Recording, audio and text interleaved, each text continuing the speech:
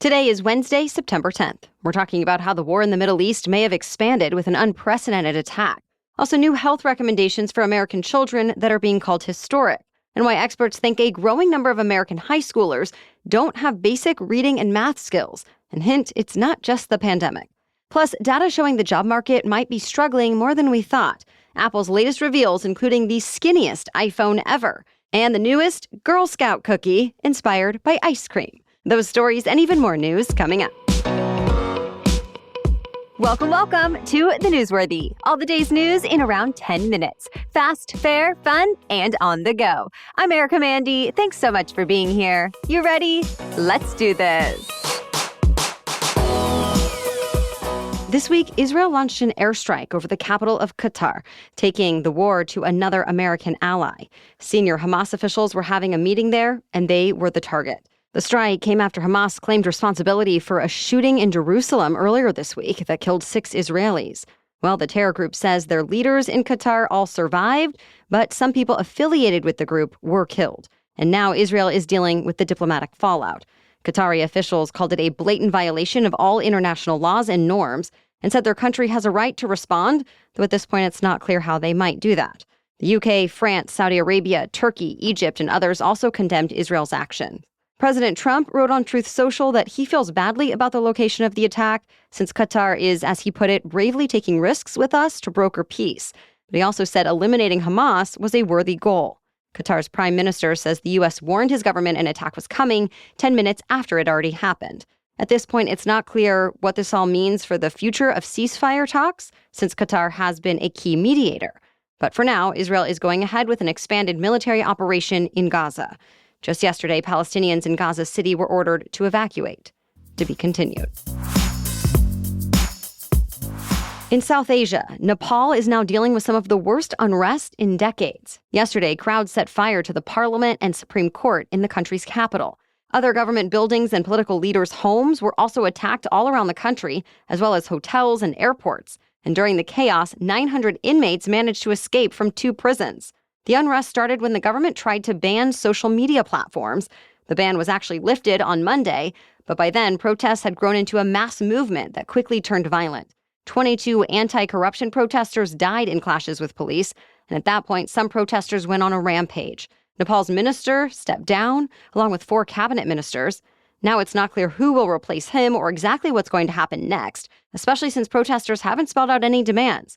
The country's military ended up taking charge last night, deploying troops in Nepal's capital. Stay tuned.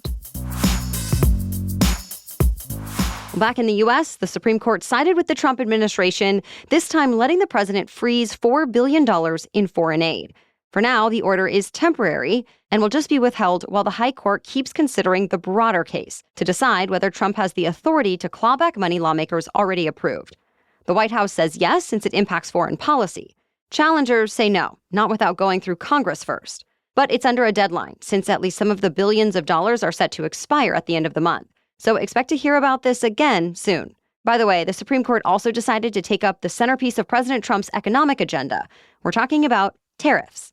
Earlier this year, a federal trade court and a federal appeals court found some of Trump's tariffs were against the law. The White House appealed to the Supreme Court. And now the court says it will hold arguments in November. President Trump signed an executive order calling for pharmaceutical ads to face more oversight. And with that, the FDA started cracking down. It sent thousands of warning letters and about 100 cease and desist letters to drug companies. Plus, the health department is planning to end a guidance that's been around since the 90s. It says drug makers are allowed to list only the major side effects on TV ads while posting fuller information elsewhere, like online. That same guidance now applies to social media influencer posts and telehealth advertising. But not for long.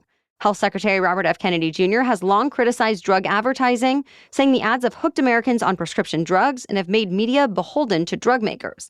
But one industry group defends the advertising, saying it helps patients make better informed decisions about their treatment options. Either way, the health department is not totally banning the ads like RFK Jr. wanted. For now, it says it just wants them to be more transparent and accurate.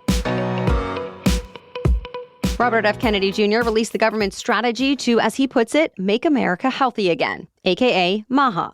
The new MAHA report includes 128 ideas, all meant to tackle a rise in chronic disease in children. It first listed a few factors possibly driving kids' chronic disease, like poor diet, chemical exposure, not enough physical activity, chronic stress, and overprescribing medicines to children. But the MAHA report is somewhat vague on the next steps. As many reports point out, it doesn't call for direct restrictions on pesticides and ultra-processed foods, even though RFK Jr. has called them major threats. And critics say some parts of the strategy are at odds with actions the White House has already taken. For example, the report calls for offering whole, healthy food through the government-funded SNAP nutrition program, but President Trump signed legislation to significantly cut SNAP funding. The MAHA report also suggests prioritizing research on poor water and air quality, but the Trump administration has cut research funds and loosened pollution regulations. Of course, there are plenty of other ideas, too. Like it says the government will consider limiting the way companies market unhealthy foods to kids. It will update the U.S. dietary guidelines. And the report says the government will come up with policies for, quote, modernizing American vaccines and ensuring scientific and medical freedom. Those are just a few of the takeaways from the report that also mentions autism, mental health drugs for kids, microplastics, food additives, farming practices, sunscreen, infant formula, and more. We have more news for you still coming up. But first, let's take a break for our sponsor. The right outfit can make you feel great, but the right foundation layer, that can take your confidence to the next level. When I have a special event coming up, like a wedding or a big night out, Honeylove shapewear is what I trust. It smooths and supports in all the right places so my dress or skirt can lay perfectly, and I don't have to spend the night worrying about adjusting anything. Honeylove's targeted compression is designed to work with your body, not against it. It gives shape where you want it, but still feels flexible enough to wear for hours. I can move, sit, dance, and just feel comfortable, which is not something I ever expected to say about shapewear. The designs also have a beautiful look, so they feel elegant and well-made. Treat yourself to the most comfortable shapewear on earth and save 20% off site-wide at honeylove.com/newsworthy. Use our exclusive link to get 20% off, honeylove.com/newsworthy. After your purchase, they'll ask you where you heard about them, so please support our show and tell them we sent you. Experience the new standard in shapewear with Honeylove. Now, back to the news. American students are struggling on what's considered to be the nation's gold standard of testing. The report, known as the Nation's Report Card, shows U.S. high schoolers are reading and learning math at historic lows. That's especially true for 12th graders, who saw their lowest scores in more than 20 years. Specifically, the report shows almost half of high school seniors are now testing below basic levels in math and reading. Another key issue raised in the report is many kids aren't going to all of their classes. The number of absent students in schools have been rising in all age groups since the pandemic. But experts say falling scores cannot just be attributed to COVID-19. Educators say there are other possible factors like screen time, shortened attention spans, and a drop in reading and long-form writing both in and out of school. Education Secretary Linda McMahon calls the findings devastating and says it shows why the Trump administration wants big changes to give states more control over education spending. Democrats, though, disagree, saying Trump's effort to uproot the federal education department will only make the problem worse. They're calling for more federal investment instead. Either way, educators say it's important for parents to stay engaged and regularly check in with kids and their teachers about assignments and absences. A massive operation spanned 23 states and resulted in more than 600 arrests. The Drug Enforcement Administration was behind it, targeting the Sinaloa drug cartel. The DEA says it's one of the world's most violent and powerful cartels, and it's responsible for flooding the U.S. with fentanyl, cocaine, heroin, and meth. Well, during the operation, authorities seized a massive drug haul, hundreds of firearms, and nearly $13 million in cash and assets. The DEA says it won't stop until the cartel is dismantled from top to bottom. It has a long way to go since it estimates tens of thousands of Sinaloa members, associates, and facilitators are now working in at least 40 countries. But the DEA administrator says this latest operation is worth celebrating, that, quote, every kilogram of poison seized, every dollar stripped from the cartels, and every arrest we make represents lives saved and communities defended. Apple held its highly anticipated annual event this week and announced a new collection of iPhones. It includes the iPhone Air. Apple says it's the thinnest iPhone ever and also the most durable. Plus, just like in years past, Apple is teasing better cameras, longer-lasting batteries, and more. It will cost about $1,000. The company also unveiled the iPhone 17 that apparently has a brighter, more scratch-resistant screen and improved artificial intelligence features, and that one is $800. Apple's AirPods and watches will also have a range of new features. For example, the AirPods will offer workouts and real-time translation. The watch will have more health features and a bigger display. Pre-orders have already begun, and all the new products will be available to buy next Friday. The Girl Scouts are adding a new cookie to their lineup. It's called the Explore More, and it's inspired by Rocky Road ice cream. The organization says it includes flavors of chocolate, marshmallow, and toasted almond-flavored filling.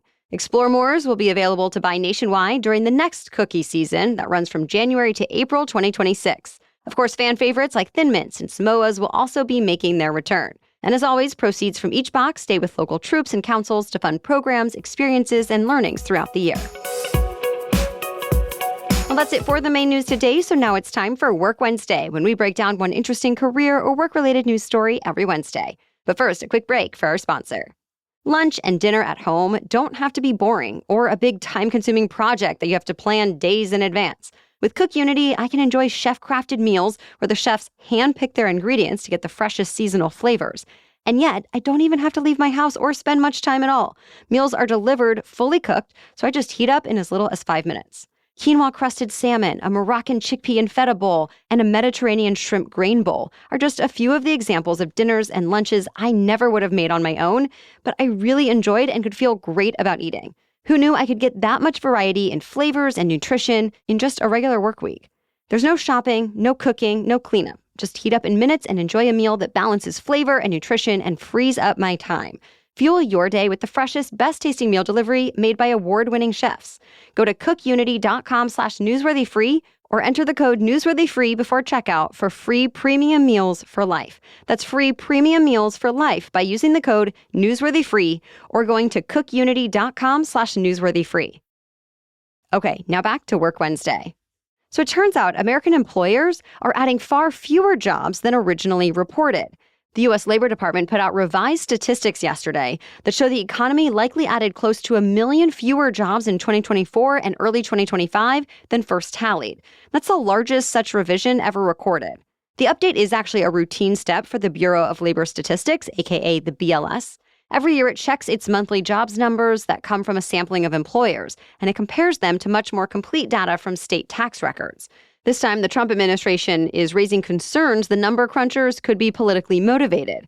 Not everyone agrees with that, but remember, President Trump fired the head of the BLS a few weeks ago. And now the White House says the latest data proves two things. One, that former President Biden's economy was, quote, a disaster. And two, that, quote, the BLS is broken. The White House also took the opportunity to criticize the leader of the Federal Reserve, saying he's keeping the labor market from growing. The Fed is making a key decision on interest rates next week, and it's expected to start making cuts.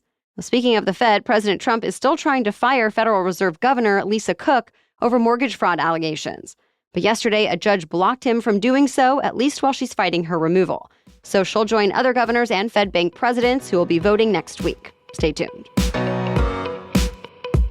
Thank you so much for listening today and for sharing the show if you found it valuable. We'll be back tomorrow with the latest news. Until then, have a great day.